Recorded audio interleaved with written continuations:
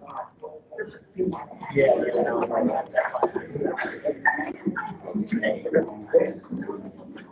right, everyone. Thank you, Erica, for that wonderful presentation. The next presentation we have is by Bashar Al-Bayali. He is the Fair Housing Law Project Managing Attorney with the Greater Bakersfield Legal Assistance. He has been with GBLA since 2017, and in that role, he has managed the project that provides education and outreach on fair housing to the community. Also investigates housing discrimination complaints and provides fair housing and legal services to the community. Bashar joined GBLA in 2008 as an attorney working under the Guardianship Project. After 2 years, he started assisting clients in obtaining protection from abuse by obtaining restraining orders while working in the DB reduction project. So I will give it up to Bashar.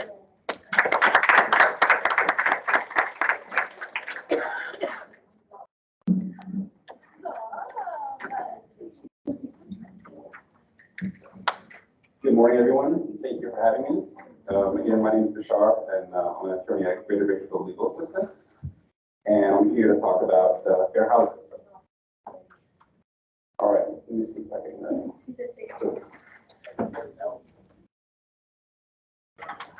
All right, so my goals here today for this presentation is to provide you an overview of state and federal fair housing laws. And so this work will be an hour, so I can only each individual topic that I'm going to be discussing in fair housing can be its own presentation, its own hour presentation. So I'm going to, my goal here is to give you a broad kind of overview of fair housing laws, and that way you'll be able to spot those type of issues, in the future, and also to introduce you to GBLA's Fair Housing Law Project.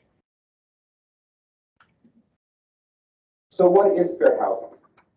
At GBLA, we have a fair housing hotline where, people in the community can call us and if they have a complaint about fair housing. And as you can imagine, we get a lot of calls. Not all of them fair housing. Some of them have to do with a vast variety of housing issues. So things like, I have an issue with my security deposit with my landlord, or, I have an issue with lack of repairs or rental increase or termination notice, all legitimate housing issues, which at GBLA we also handle. But when it comes to fair housing, it's not just housing issues that someone would consider unfair. When we refer to fair housing, it's the prevention of housing discrimination. And so fair housing laws, the fair housing is the right to choose housing free from unlawful discrimination. And as you'll see in a minute, fair housing laws protect individuals from discrimination as long as they're a member in a protected class. And there are many protected classes, which we'll go through a lot under federal law, and then California has a lot more categories.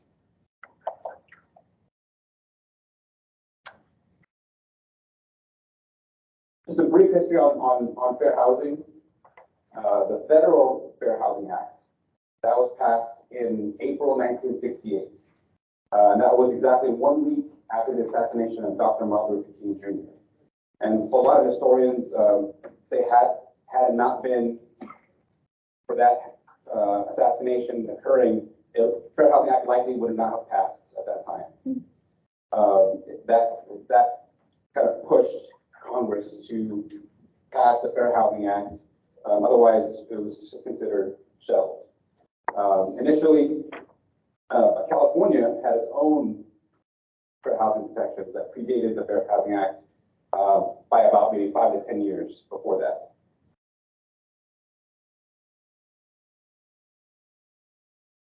What I refer to protected classes. So under federal law, these are the categories of discrimination. And you would think of, kind of the first one you think of obviously is race or color. And that's kind of the reason why the Fair Housing Act was enacted. But also, there's also protections against national origin and religion, those top four were the initial ones that were passed in 1968. And then in the 1970s, Congress added protection against sex discrimination, which includes gender, but also includes sexual harassment housing. And I put an asterisk next to sexual orientation. That's because under federal law, sexual orientation discrimination was not included in protection until very recently, in the last couple of years, where there's been an interpretation by HUD and the Supreme Court that yes, sexual orientation and gender identity discrimination is part of sex discrimination. And then familial status and disability were added about 20 years later in 1988. So familial status discrimination is if there's a presence of a child under 18 or a pregnant person or becoming a legal guardian. And so we'll go through a little bit some of these categories. We'll go through some of these categories in a little bit. And then obviously the disability, either physical or mental disability, was also added in 1988 for the federal law. All right, California has all of those same protections under federal law, but then they add all of these. And as time goes on, more are added. So as you can see from the list, it covers a wide variety of protected classes. So California adds age, if you're over 40, ancestry, marital status, sexual orientation, gender identity or expression, source of income, which we'll go through a little bit more because there was a change in the law in the last few years regarding source of income. So that refers to protection that landlords can't discriminate based on the person's where they get their income from. For instance, they can't limit it to just employment income, right? They have to take all kinds of income. They can't discriminate against the amount of income you make, but the source of it, they cannot. And that recently includes Section 8 housing choice vouchers and any kind of other housing subsidy. Military veteran status, citizenship, primary language, immigration status, military or veteran, those were added just in the last couple of years.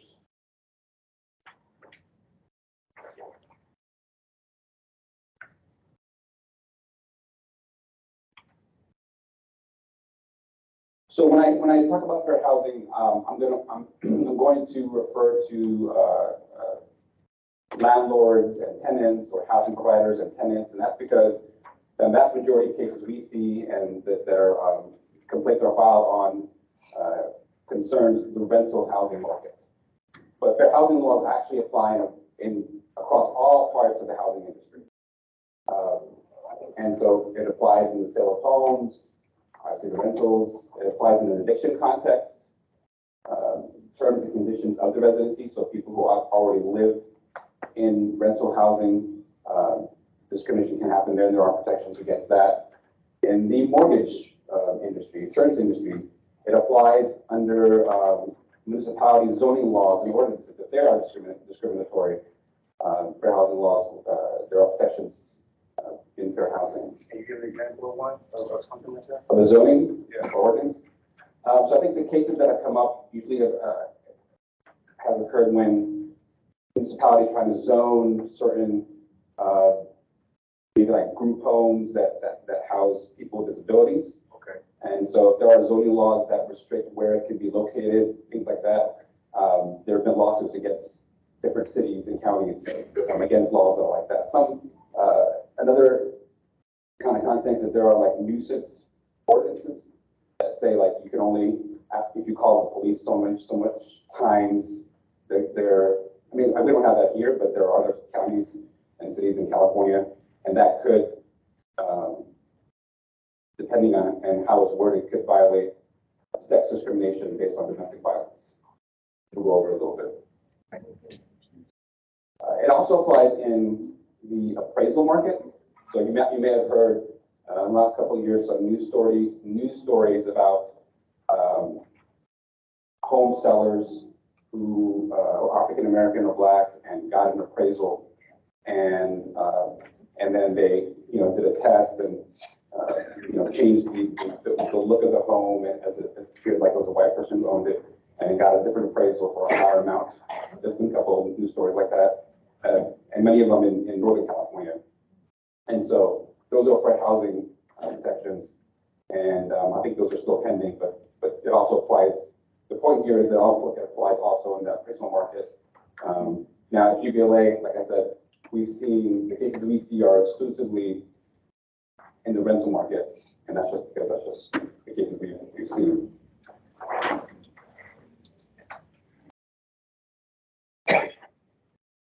All right, so what types of things are prohibited in fair housing?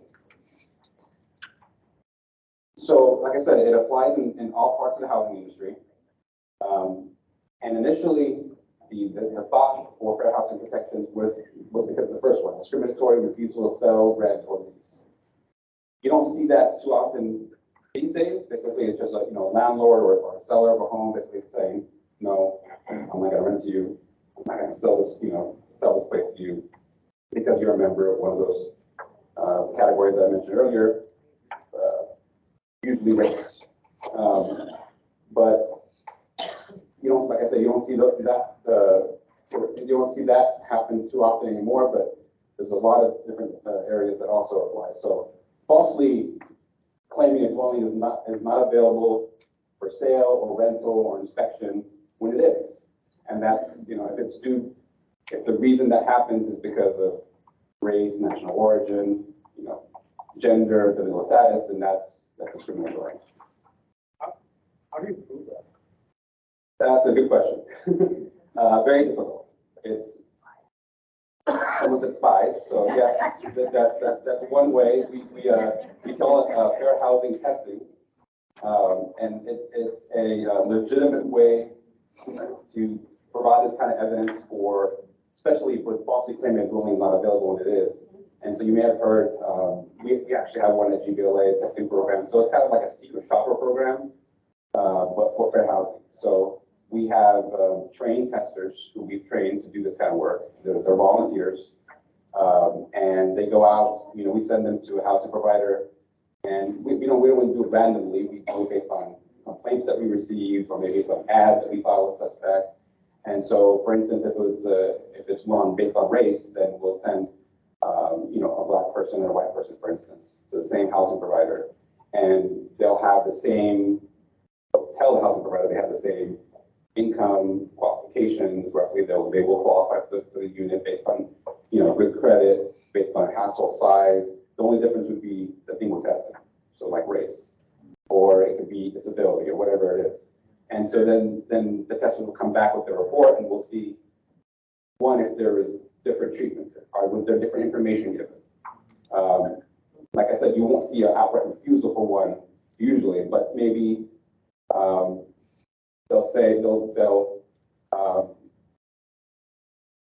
focus on certain terms that are like, oh, well, you know what, we do a criminal background check, so that's okay. But they won't say that to the other person. So we compare the information to see if it's the same or if it's similar or not. And then so typically when we do that kind of testing, it involves more than one test. So we can't just look at one test unless it's outright discrimination, like it's clear. So we do have that, at GBLA, we do that quite often. So that's one way to get evidence. It's the kind of the best way to get this type of evidence. A lot of times, people won't know, right? They'll just know that they were denied. But yeah, very difficult to get this kind of evidence. Another common one is differential treatment for in-place tenants. So if the person's already a tenant in a housing complex and they're claiming they're being treated differently because of one of the protected categories, that's prohibited. Steering, you don't see too often anymore, but that's basically when a property management or real estate agent steers certain people to certain neighborhoods, even if the person is doing it thinking that it's positive, trying to help them, oh, maybe you shouldn't rent in this area, you should rent in this area, that's prohibited. Steering sometimes happens when in a complex, for family status, so say the household with children in the home, they say, well, you know what, you might be better off renting a downstairs unit instead of an upstairs unit, because upstairs you might, ignore the downstairs from the kids walking around, that kind of thing. That's a form of steering, and landlords and property managers shouldn't be doing that. They should offer whatever's available, and then have the person decide what to apply for and choose. Discrimination for associating with members of a protected class. So that refers to basically it's not discrimination based on the person's member of a protected class, but they have their guests, so they're being treated differently because of the type of guests they bring in. If the housing provider is treating them differently versus other units based on what type of guests they bring, that's also prohibited.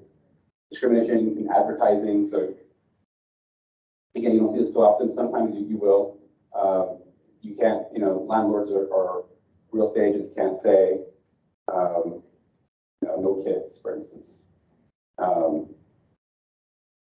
Or a more common one these days, which we'll go into, with like no Section 8. So we'll talk about that. Someone. Yeah, I was just going to ask you, I tell landlords all the time that try to property managers that pull that you have to have a job for 6 months, even though they can't judge a source of income. They want to see a job history. You know what? That I do see that is common in the advertising, and it's problematic.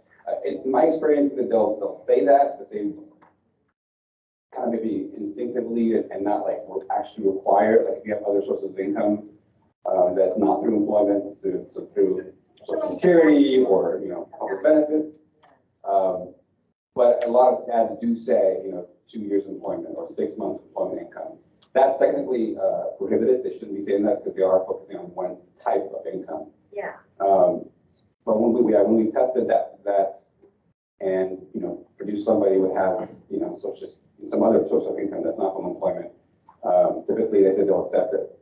But I think the advertising itself is discriminatory, and they could get a complaint against them just simply for having that because it will someone looking at that ad who doesn't have employment income, has other sources of income, might just move on, right? They'll say, oh, they don't qualify.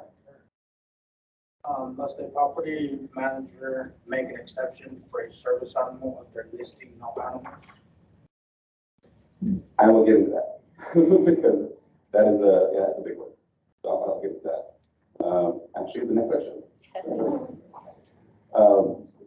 Okay, so in addition to advertising, landlords can't retaliate for asserting your fair housing rights, and harassment.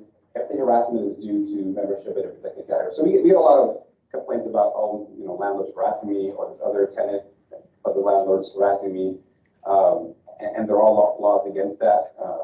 But when it deals with fair housing, is if the harassment is connected to one of the protected categories. So I'm being harassed by the maintenance person because of my gender, for instance, sexual harassment, or I'm being harassed because my race. It can either be someone from the housing provider or another tenant of the housing provider.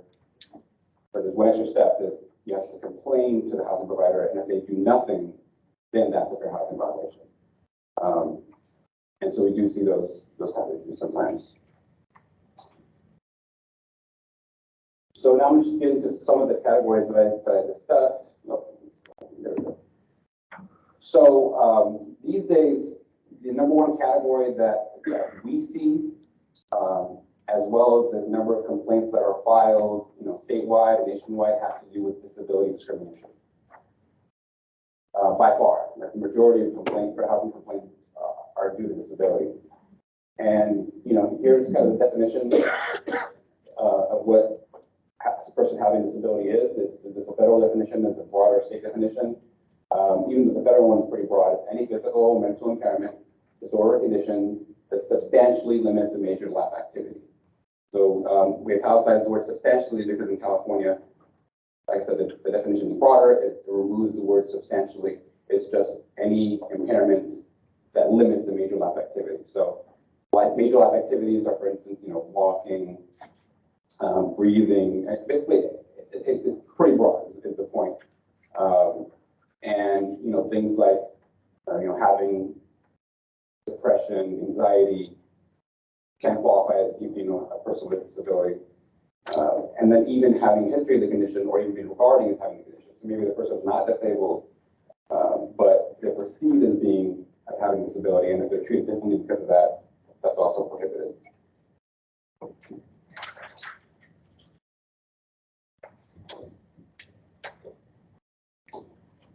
All right, so within the disability discrimination context this is the one area where housing providers must treat people differently in favor of the person, which is when they have a disability. So a person with a disability can request of their housing provider what's called a reasonable accommodation. And so that's a change in the housing provider's policies or practices or services that they offer.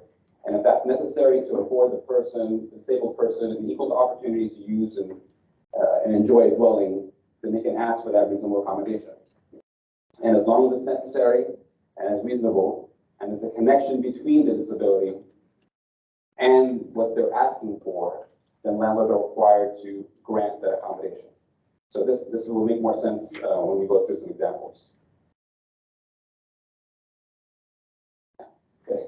So within the disability discrimination context, like I said, that's the number one issue that's raised is reasonable accommodations, and the number one reasonable accommodation complaint that we see is when it comes to assistance animals. Now, we can go through just this topic alone. We can go through an hour to 2 hour presentation on assistance animals, but for this purposes is in answer to your question. So, say a landlord has a policy that says no pets, right? So the person with disability has a service animal, for instance. And so the accommodation is I'm requesting a change in that policy based on the existence of a service animal that I need because of my disability, right?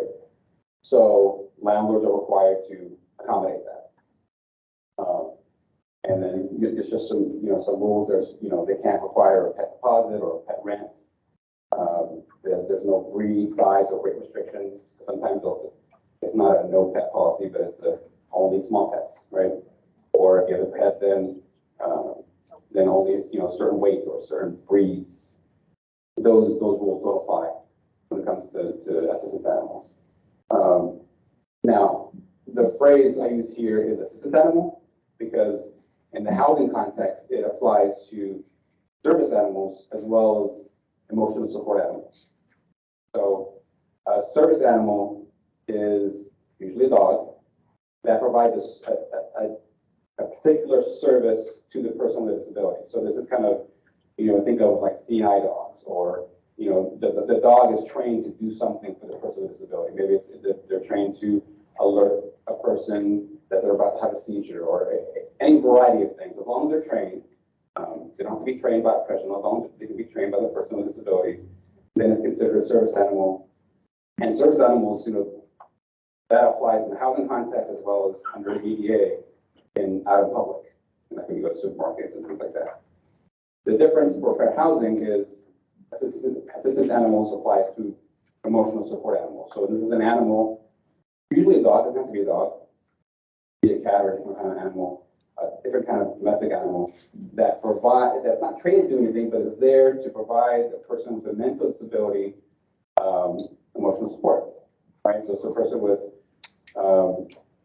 any sort of mental disability, depression, anxiety, if the person has medical verification that, they need this emotional support animal, then in the housing context, landlords are required to accept that.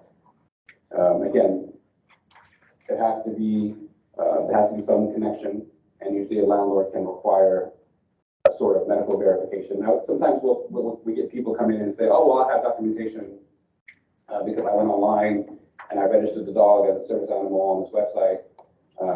We usually caution people against that because it really doesn't do anything. You're just putting in the dog's information and this little nice certificate they give you, maybe, and you pay some kind of fee. It's not the kind of documentation that we're referring to. And so the documentation we're referring to is documentation of your need for the animal. So typically, it's not required to have this, but typically we see something from a psychologist or a therapist or some kind of medical provider saying, and it doesn't have to say too much because landlords are not required to know the person's diagnosis and treatment plan, all that kind of stuff. They just verification that the person has a disability, and the medical provider is saying that this an emotional support animal is going to ameliorate some effects of that disability. So as long as they have that, then landlords are required to accommodate the rules. Another common we see is like breed restrictions. So we get a number of cases where the person comes in and they have it's saying they have a commercial support animal, and it's a breed that maybe common pit bull or some breed that people generally think of are aggressive breeds, right? And so landlords can't have, when it comes to assisted animals, can't have a breed restriction just outright. There's got to be something tied to that particular animal. So let me go back to this one where it says,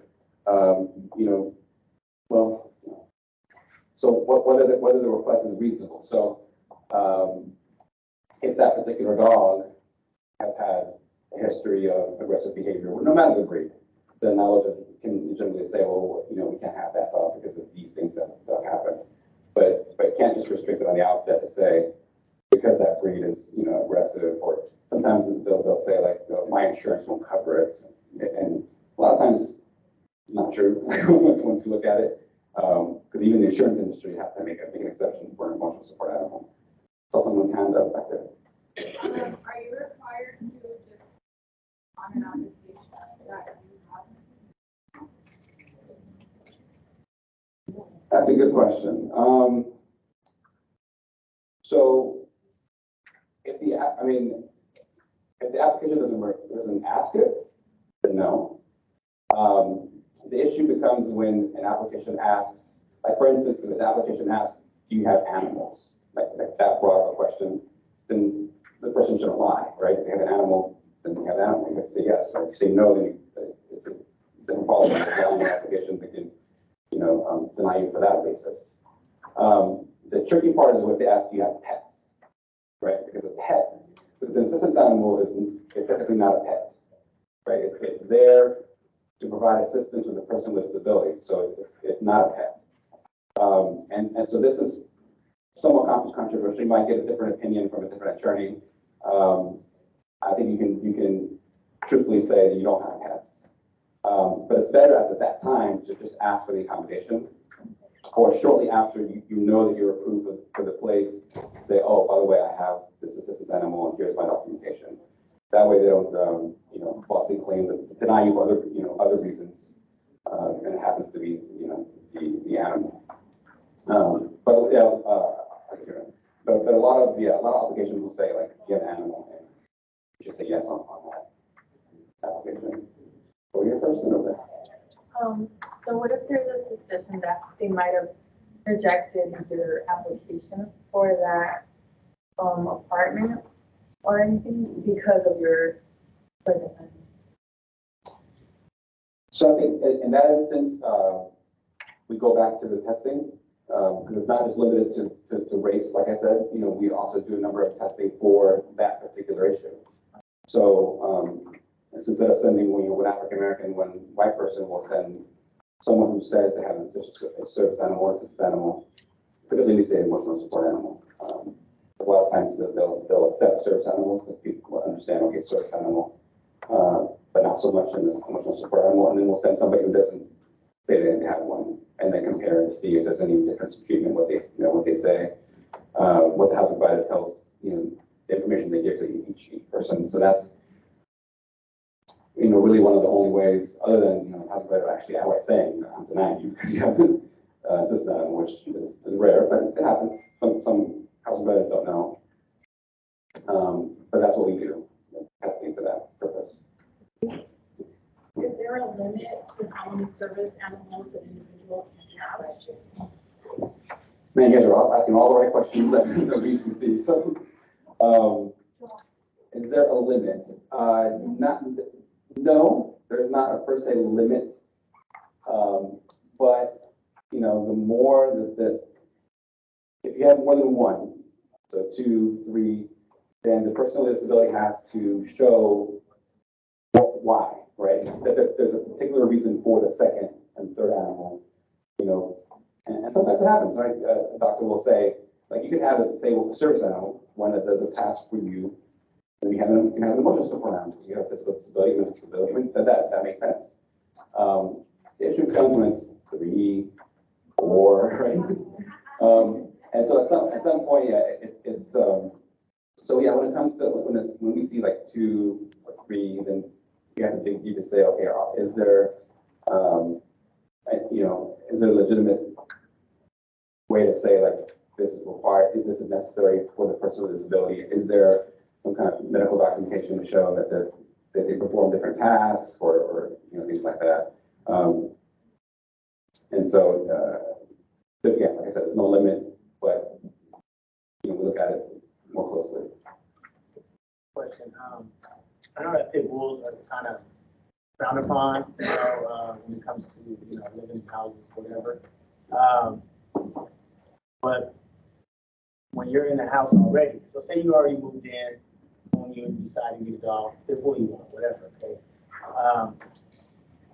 Is it because of the recent history, the histories behind pit bulls and what has happened in recent, times, the reason why they don't want to have that? And it's like, I thought you were saying, if it is something that they have history of, does it have to be history of that entity of mortgage, rental or whatever, or a history of yours? Okay. Yeah, right. So I don't know if you all heard that. He was asking like about the pit bull, for instance, in a typically aggressive breed, in quotes, but is it the landlord's history of that particular breed, or is it that particular dog history? It's that particular dog. Yeah. Right. So they can't. So that's why we say there's no breed restrictions. You can't outright say, as a landlord, I do not accept. So to be clear, when it comes to pets policy, they can. Right. They can put all kinds of restrictions. They can say no pet policy. They can say no. We don't want these kind of breeds. We don't want these. These particular size dogs. You have to pay a pet deposit. All these kind of things. But when it comes to a person with disability, then they have to make exceptions to those policies. Let me see if there's anyone else want to say about since animals. Like I said, we can go through a lot on that, but maybe that covers it pretty well. But so that's one type of question. I'm just curious, can they discriminate on the amount of children you have, sex of the children, No, on the sex of the children, but the impact. So many girls, boys, or. No, the landlords can't say they have no authority based on that. Now, not the amount of children that's in the household, but the amount of people in general. There are like occupancy standards, right? And maybe you're familiar with. I'll discuss this now because we're not, I'm not going to go into too much, but you say a 2-bedroom apartment. Typically, it's say two people per bedroom plus one. So typically, a 2-bedroom apartment, accommodate 5. So say a landlord says, no, you know what, I only want 4 people total. So the fair housing protection is that the landlord can't have overly restrictive occupancy standards. So if they go below kind of and it's not like state law where it says 2 people per bedroom plus 1, it's kind of a guideline. So typically we see this when it's like a larger family and say it's a 3-bedroom, apartment or house. So if you count 3 bedrooms, that's 7 people. But what if they have 8 people in the household, right? Or they have 9. So then when it gets to something like that, then you have to look at, okay, well, do they have an overly restrictive policy based on maybe the size of the place? Is it a larger 3-bedroom? What's can it accommodate? Is it that's when you can look at the ages. Is there a baby? Is there 8 adults, right? And so landlords can't outright just say no. I think the cases we've seen through, state action have been larger families. Now, if you have, 8 people and you want to do a 1-bedroom or 2-bedroom, I think there are limits, right? But the point is they can't they can't overly restrict the policy and say 2 people per bedroom plus 1, that's it, no matter what. Because again, that can discriminate against, households with larger families. Back to the animal question, if there is a person that does have or would like to get a service animal approval or an application, how can they go about it, and what is the state website? For example, I've had clients that have stated that they have an emotional support dog, disability support dog, but they don't have the actual document to validate that that dog is, or animal is their support services. What website would be good? Because when we look up online, there's just multiple ones. And that I think the distinction that I was trying to make, and particularly what involves emotional support animals, because the person is not verifying that the dog is, trained to do anything, as opposed to a service animal. It's the person, right? It's verifying the person has a disability and needs the animal to provide emotional support. So the dog is not, there's no registration that's required for the dog. So a lot of websites will try to register the dog, right? So the documentation is really from a medical provider, maybe a therapist, someone from a support group, some verification to say, okay, I know this history of this person. They have a disability that qualifies for fair housing, and having this dog ameliorate some of their symptoms of the disability. They have anxiety and depression. It helps them with those. So that's a documentation that's required. Not so much, certificate of some sort that like if you go like ESA.com. I don't know, some of these websites that are online. So sometimes housing providers have accepted that because they don't know any different. But if they don't, and the person tries to file a complaint, with HUD or with California, they're not gonna accept that. It's not gonna do anything. So for example, like if they have a letter from a doctor that's on like a, medical, I guess, letterhead with medical signature from the doctor, just a letter stating that this person needs this animal, and that we feel that they need it due to this disability, but not necessarily specifically stating what disability or mental handicap. So that would be something that is acceptable, or is there something else that has to come along with that letter? That would be acceptable. And so, landlords can say all kinds of things, right? Some will say like, oh, they want more. So if they want like more documentation, or they can enter what we call interactive process to say like, they can't overburden the person with more documentation. So they really have to be like, oh, we don't think this, maybe we suspect this letter is fraudulent or something. And so they'll there's limits, but they could maybe ask to, verify that it came from this particular doctor. They can't really say, oh, I need you to give me authorization to talk to your therapist, right? That goes too far. But that letter by itself should be enough, as long as it covers those things that you mentioned. Okay, so assisted animal is one type of reasonable accommodation, but so like I said, reasonable accommodation can come in many different forms. And so these are kind of typical ones that we've seen. So like the next example is, say the person gets disability related income and it comes on a certain day of the month. So say it comes on the 3rd, but this landlord says, oh no, the rent is due on the 1st, it's due on the 1st, you'll get a late fee on the 2nd, or you'll get a 3-day notice on the 2nd. A reasonable accommodation could say, well, I requested an accommodation in your policy because I get my disability related income on the 3rd, so don't count me late until the 5th. We've made those kinds of accommodation requests. Another common one is like parking or access to different facilities in a complex. So say for instance, a complex doesn't have assigned parking, right? It's unassigned parking. And the person with the mobility impairment says, well, I need a parking spot that's, close to my unit because, I have a mobility impairment. And so I'm asking for an accommodation to reserve a certain spot for me. That's something that can be asked for, and landlords should grant. We made those requests, quite often. But basically, it's, there's no limit in terms of what, I won't say no limit. The different types of, accommodation requests can be made is a lot. And the limit is basically if the request places an undue burden on the housing provider, an undue financial or administrative burden, or some kind of change in the nature of the provider's business. So say, for instance, an example of change in the price. So they're in the, landlords in the business of providing housing. Say, for instance, says the person with disability says, oh, well, I have it because of my mobility impairment, I have an issue with taking my trash out, right? So I'm asking somebody to take my trash out for me. That's, that's a little bit too much. That's a change in the nature. If the housing provider doesn't do that, then they can't require them to do that. I got news for you.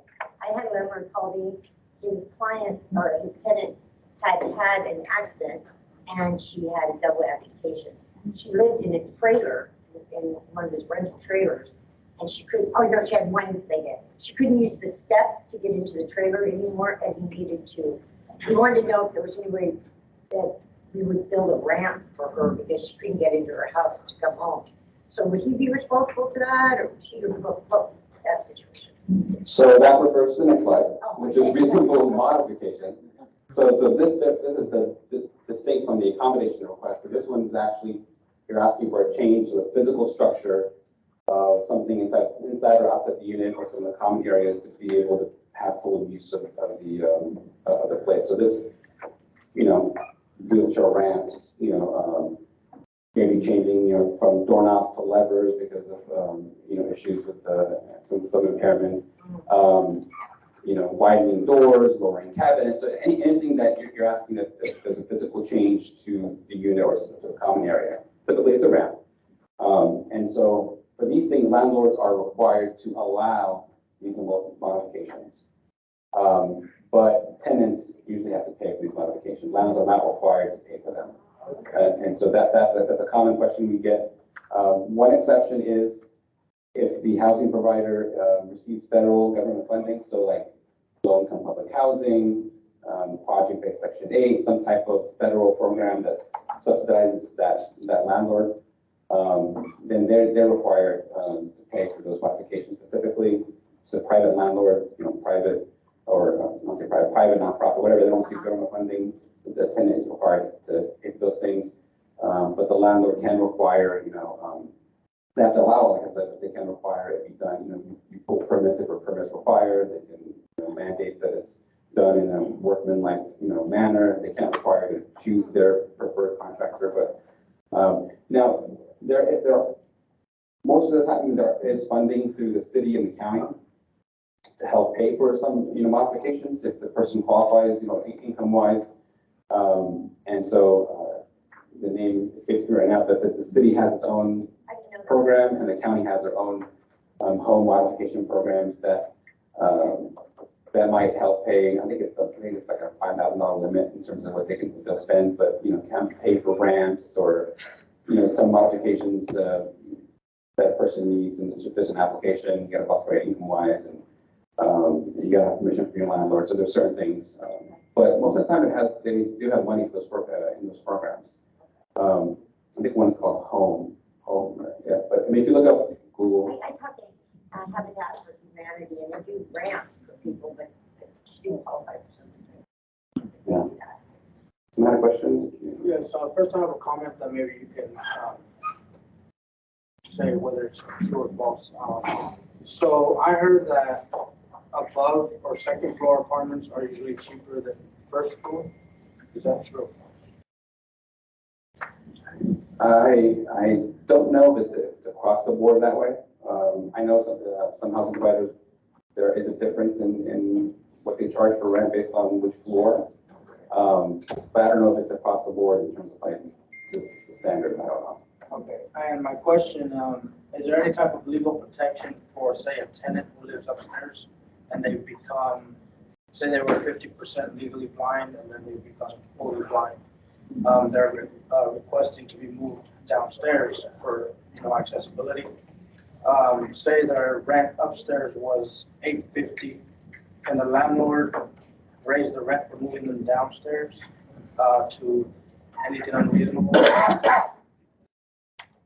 So, again, good question. We've come across that. And particularly that reason, so say, like you said, it's person has become disabled while they lived there, right? They were able to access the second floor, now they can't. Or is that tenant considered a completely new tenant? So the rule for that is landlords can't charge for granting a reasonable accommodation. So if moving them downstairs or maybe to a different, different complex that's also owned by the same landlord, if, for instance, the difference in price is because of, maybe different square footage, maybe there's different amenities, maybe there's different, the reason for the increased costs, then I would say they're allowed to do it. But simply because say, for instance, the person has lived there for 3-4 years, right? And units now are being offered for a much higher rent than they did than the person is paying. And so we would say that moving them to an equivalent unit simply because it's downstairs should not subject them to the increased rental amount. As long as amenities and square footage. Right, yeah, right. So it's comparable. So if it's different, bigger square footage. So the common example is like a person who's lived there 5, 6, 7 years, and if there are restrictions and rental increases, and the person who's lived there is probably going to be paying less than someone who's coming in. And so we've had landlords say like, well, this is renting out for whatever higher amount. Well, then move them to the other one, re-rent the other one for a higher amount, right? they'll still get, be getting the higher amount of the place that the person vacated. That's kind of our position. If it's equivalent. So, a lot of the youth that we work with, our Section 8 vouchers, the income is kind of tight. I've come across a lot of apartment managers that are asking for insurance now, that they pay for their own insurance. Even when a property manager I spoke to last week, now they're asking for just insurance, like liability insurance to protect their own property. Not the tenant's personal belongings, but the structure, stuff like that. Is that legal? I mean, I understand how valuable it is to have insurance, but for some of our people we work with, that's another expense. Yeah. I think landlords are getting more creative in terms of what they can pass charges on to tenants, like charging them a fee to use their online service or charging different kind of fees. As long as they're applying that across the board, it's probably legal. As long as they're not picking and choosing different based on protected classes who they're checking basing those charges on. But it's unfortunate, but yeah, that's probably legal. Okay. And so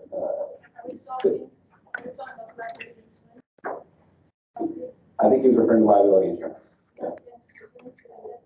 Well, I've had property managers tell me that liability or insurance is to cover their own property, right? They're making that mandatory. And then I had another property tell me that they want insurance to cover the structure. So like if, for example, their car hit a wall or a guest, you invite a guest over and they damage something, you're protecting the building, but it's not gonna insure the person's personal property. Yeah. Personal property. I actually haven't heard that. I think renter's insurance, I think what you're thinking of is somewhat common. Yeah. I haven't heard of protecting the owner's property. Yeah, I told you that last week. Yeah, I haven't heard that. And I'll have to look at that to see if it's legal, but my inclination is that probably, I don't think there's any restriction on it. And that property management in the past has shared with me that they don't take Section 8 vouchers either, so they kind of go back. Okay, yeah. And I'll go over that Section 8 because that's a big one more recently. So I think the next few slides is kind of just some examples to go through.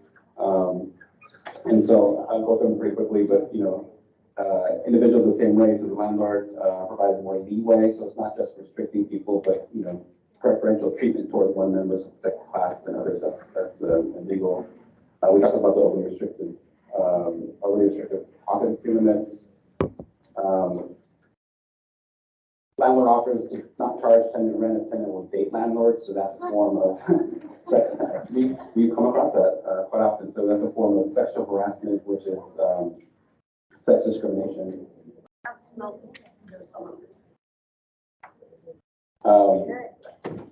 Yeah, as long as it applies to everybody, yeah, we can restrict that. What about adverse possession? I know some of the squatting laws could be a way to address the affordable housing crisis. What do you think about that, and how should we support clients who may be in a squatting situation?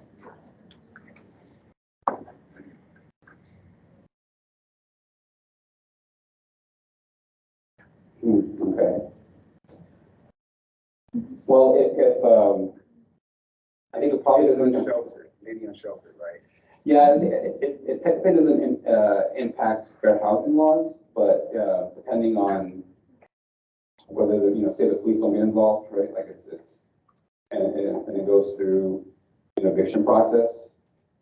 Then there are eviction protections. They have to go through this process to be able to remove that person.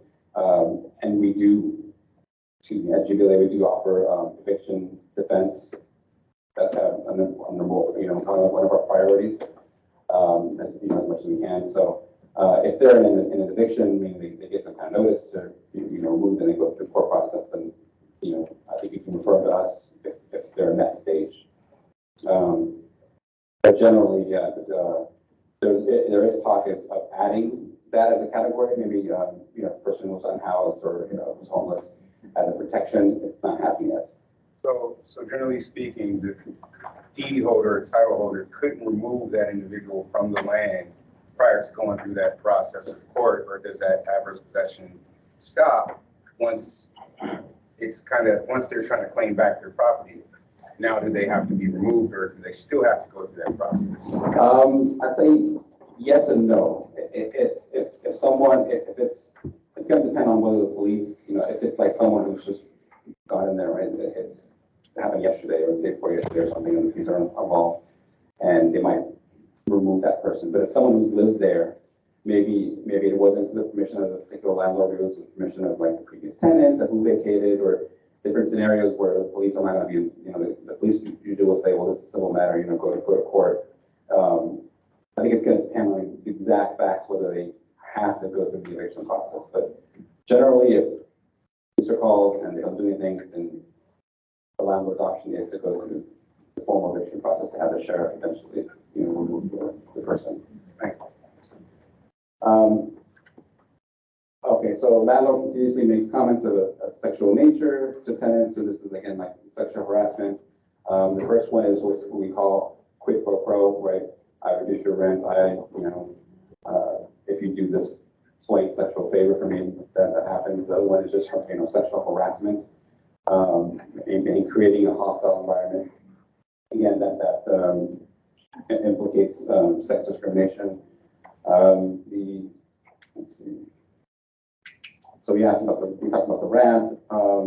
Apartment complex has, 2 swimming pools and reserves 1 for adults only. So this is kind of an example of maybe they have different amenities, and if there's overly restricted rules on families with children, like, children can't play, or can't play in this area past a certain time, or anything like, those kind of rules that are more restricted, they're not allowed if they implicate, households with families.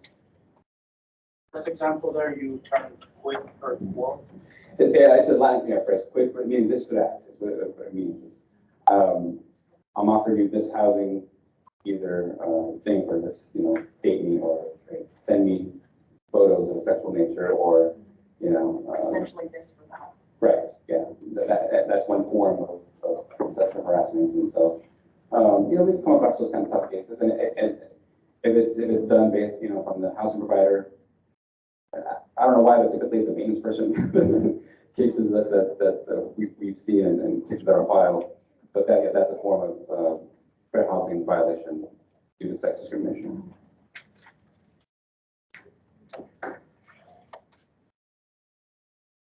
Okay, so source of income discrimination. So before January 1st, 2020, the law about source of income did not protect Section 8 or some kind of housing subsidy. That was not part of the law until, like I said, until January 1st, 2020. So after that date, the law expanded what's considered a source of income to include any housing subsidy that helps a person afford their rent. And so with regard to that, landlords still retain the right to screen all applicants according to lawful criteria. So like, they require everybody to have a certain amount of credit or a certain rental history, or they'll do a certain background check as long as it's applied to everybody else. And they can still do that, but they can't exclude housing subsidies from a source of income that the person can have. Someone raise their. Yes. So, borrowers that want 2-3 times the rent, and we have a client who's 0 income coming through our program, or maybe they have, only $850 a month, cash aid, and these landlords, they don't see us as a source of income. Or how would we explain it to them? Like, we count as 1 times the amount of income, or 2 times the amount of income, or just over across the board, like we count as 100%? So I think that typically applies to Section 8 vouchers, right? Because sometimes most of the time the person will have a share of the rent that they're required to pay based on their income. And so if landlord already has a policy that says 2.5 times, 2 times, 3 times the rent, then the law is clear on that says that as applied to a Section 8 voucher, it's 2 or 3 times their share of the rent. So if rent is 1,000, random number, that rent's 1,000, but my voucher is going to cover 800 of it, and I pay 200, then you can't require me to make $3,000 3 times the rent. You have to 3 times my 200 that I'm required to pay. So it's $600. And so it's pretty clear in the statute that's what it is. And we come across that say, well, you gotta make 3,000. Well, I was thinking about something that makes $1,000. And that's interesting, because the way that our programs work is we give them a portion and slowly increase it over time. So, but if we get them in there on the first month being they don't pay nothing, then the landlord's going to expect us to continue making their portion of being $200 a month if their only income is $600. Yeah, I think it's more difficult when it's that kind of thing, when it's not like set in stone at the beginning, right? I pay this amount. Like I said, yeah. So you're saying like over time, the tenant's share of the rent is going to increase, right, from maybe 0 to step up to higher amount or higher amount. I think about, landlord could legitimately say, well, in 3 months, they're going to have to pay something. They're not going to do a 3-month lease, right? Usually, 6 months, 1 year. And so that it's a little bit more dicier when it comes to like, well, in a certain time period, they're going to have to pay on their own some portion of the rent. So usually I think the landlord would be proper in saying, well, I need to show that they're going to be able to pay it, right? I'm not going to house them for a few months and then have to evict them if they don't have income to pay it. So I think it's going to depend on the timeline and how much the tenant's going to be paying. Is it a year? Is it something less? And we reevaluate every 3 months. So it's, depending on what they spend their money on or how much their budget is, we try to plan accordingly. But we also want our clients to understand that this is not a permanent program for, most of us, it's not a permanent program. Section 8 is probably the only thing closest to permanent. So with these landlords, we're trying to explain to them that our program is not a permanent thing. It can be up to 2 years, but it's not a guaranteed situation. But a lot of these landlords we want that guarantee. We want that 2 years. And then if we can't give them that guarantee, they're like, oh, no, we won't work on that. Yeah, I think, 2 years is excessive. It's even if you're employed, right? Who's guaranteed, right, to have that income.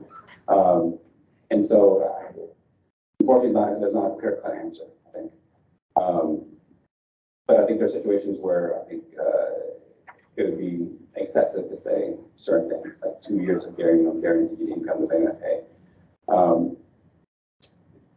But, anything else, I think would be case by case basis of whether they're gonna be allowed to do that. This law is, somewhat new, right? It's only a couple years old, so it's not like case law to support. They take time to figure out these nuances, what's considered violated of the law and what isn't. So those kind of things we'll look at, and sometimes if it's excessive, we'll test it and see file a complaint. Okay.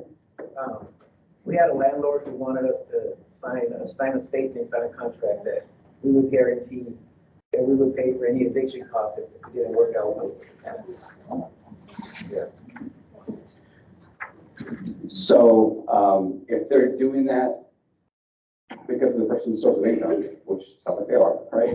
Like they wouldn't do that, if someone had employment income then I think that's excessive. Like they can't require that. They wouldn't do it if he was a doctor, right? Yeah, because I think, sometimes lease agreements do say like in the event of eviction, you're going to pay us our attorney's fees, you're going to pay us our court costs. That's a typical term. And so that's okay. So if they have that term and they apply it to everybody, then that's also okay. They wanted our program to guarantee that we would pay any legal costs if there was an eviction process. Yeah, if they're going to deny the person for failure to have that agreement, I think that's something that a complaint can be filed against them. Okay. Let me check the time. All right. So I think we kind of covered this examples. There are just quickly on survivors of domestic violence. So survivors of domestic violence is technically not a protected class under the Fair Housing Act, but since most survivors are domestic violence are female, and that just the statistics they support that. Then for HUD, they would say, even in California, they would say, then that might be any discrimination based on their status as domestic violence victim might implicate sex discrimination. And so housing providers' failure to comply with domestic violence laws is regarded as a form of sex discrimination. This is very, very broad, but basically like VAWA, there's specific obligations for housing providers who receive federal funds. And then in addition to that, there are California protections for survivors in the housing context. So for instance, allowing them to terminate a tenancy to escape domestic violence. So if they have like a 1-year lease and something happens, they get a restraining order, they want to move, and it's only been 6 months, then landlords are required to allow them to terminate the tenancy early without that penalty. There are laws on landlords to provide law changes. There are eviction defenses. They have a right to call police or emergency assistance. It's kind of like situations where landlords say you can't create a nuisance, you can't be a nuisance, or you can't, and they can evict people based on violating that lease term. But if it's tied to not their fault, but basically as the victim of domestic violence, it was their partner's fault and the restraining order. So that's a defense. There are rules against evictions for that reason for survivors of domestic violence. Okay, I think someone had a hand up back there. So I had a client that she was a victim of abuse, and she ended up getting evicted from home due to the abuse. So now she has an eviction on her record that she's trying to make clear. Is there any way that I guess that can be done? So I think so a lawyer's favorite answer is it depends.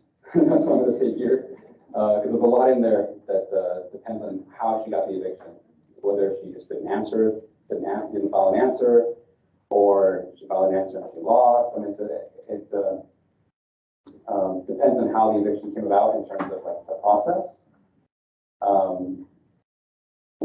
as to whether or not she can have that what we call set aside. Now, typically at GBLA, we focus on eviction defense for people who are in the eviction process, like they haven't been evicted yet. Because just in that part, there's already a lot of cases that, more than we can handle. Yeah, it depends. It's kind of a short answer. Okay, so I think just quickly, so I kind of referenced this, but liability for housing providers, who's liable for housing violations? So we can say it's a kind of closed up chain. So say the discrimination is occurring because of the maintenance person is doing this discriminating, or the manager in the office, and now the liability is not just from that person. It's also the ownership, the property management company, and all the up the chain is we call it vicarious liability. So the owner is responsible for the actions of their agents, including staff.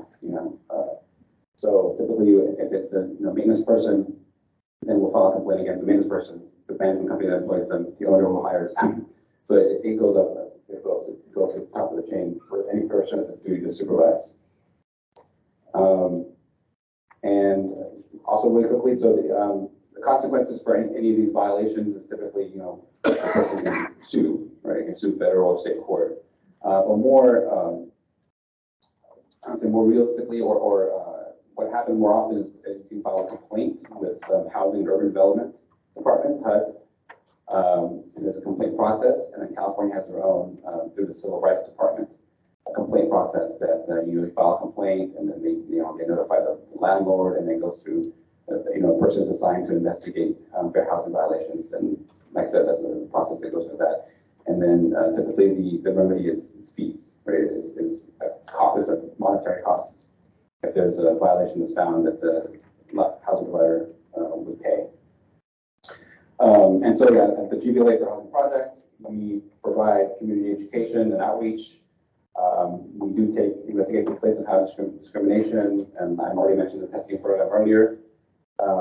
And so typically we see tenants in a rental housing complex who allege that they've possibly been discriminated against. So we'll field those calls from them or from any of you in terms of like referrals and things like that to look at.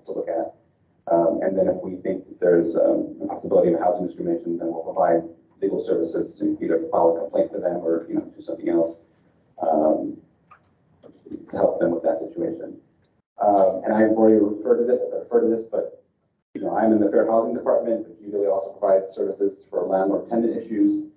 That's not related to discrimination. So, like I said, the main one is eviction defense. So, if someone gets a termination notice, like 60-day notice, 30-day notice, we typically will provide advice to the person about what that means.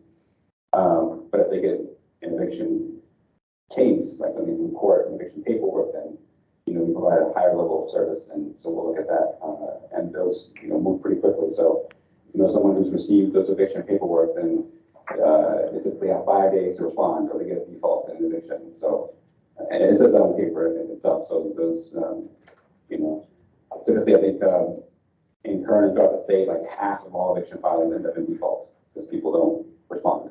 It's unfortunate, but that's kind of the statistic. Are court papers supposed to get into their native language, or are they default English? For example, I had a client who was served paperwork, but she was Spanish. Had no idea what the paperwork was. It does not have to be in the language of English. It can just be in English. There's kind of one law that says if like the negotiation to enter into the lease is predominantly in a different language, Spanish for instance, then they have to be provided a Spanish language. If it was an interpreted, they have to provide a Spanish language rental agreement. But when it comes to terminated notices, it's in English, and they can understand that's okay. Is there any punishment or action taken by the court for tenants that are proving to be lying or falsifying documents to try and, get landlords in trouble or that kind of thing? Ask that again. Like if a tenant maybe has a vendetta, they're using either you know, your services to try and get this landlord in trouble and come to find out. They find out that blatantly lied and that blatantly providing false documents and stuff. Is there any, does the court take any action against those that bring false testimony and stuff to housing laws? This may or may not be shocking, but there's a lot of lying on both sides usually, right? In court, right? I did family law, you know, before I did housing discrimination, and you know, someone's lying, right? Usually this is usually, but is there? Depends. I mean, it's if it rises to the level of like, you know, someone's clearly lying and there's, you know, there's perjury involved, you know, maybe there's a criminal case that can be, you know, letter gets sent from the district attorney's office, but it's up to them. I mean, but the court independently, you know, I mean, if obviously an attorney's lying, there's sanctions that can be used, but if there's like a frivolous claim that's filed, and it's frivolous, meaning you don't just lose, but you lose because it's a frivolous claim, maybe there's attorney's fee sanctions, that you get to pay the person's attorney's fees. I mean, if the tenant, if the landlord is doing these things to the tenant, there's sanctions and fines and all sorts of things that are thrown at them, but if the tenant's doing it. Yeah, I mean, for like, you know, if they're in an eviction case because of violations of the lease, you know, the landlord's can charge, if they have it in the lease, that they pay their attorney's fees for having to go to court, to pay their court costs for having to do that. That happens all the time. Whether or not they're lying, but just because they, you know, they violated the rental agreement. Yeah. All right, I think that's it for me, but so unless there's any questions. Any more questions? All right, well, thank you very much for your time.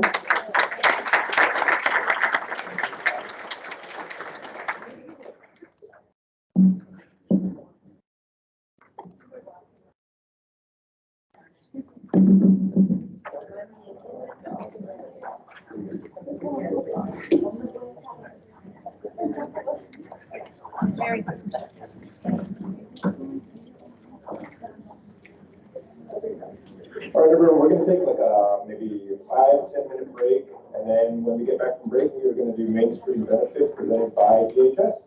So we'll see you all in about 5 to 10 minutes.